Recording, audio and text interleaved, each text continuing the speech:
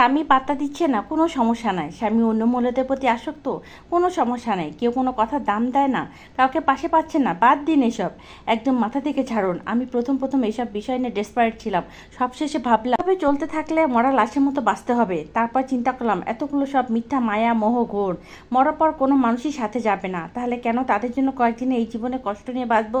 যে যা করছে করুক, নিজে কিসে ভালো থাকবো সেই চিন্তা করব। এখন থেকে যেই ভাবা সেই কাজ।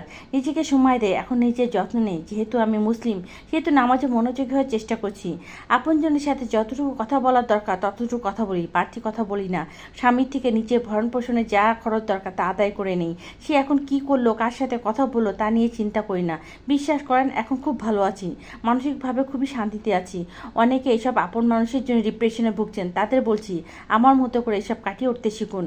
এখনই মনে আসবে আপনি খুব একা, কাউকে দরকার, ভালোবাসার দরকার, তখন এই কথাটা ভাববেন দুনিয়া একা আসছেন, একা যেতে হবে।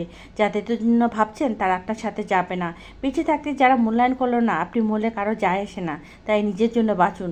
নতুন বছর নিজেকে নিয়ে নতুন করে ভাবুন।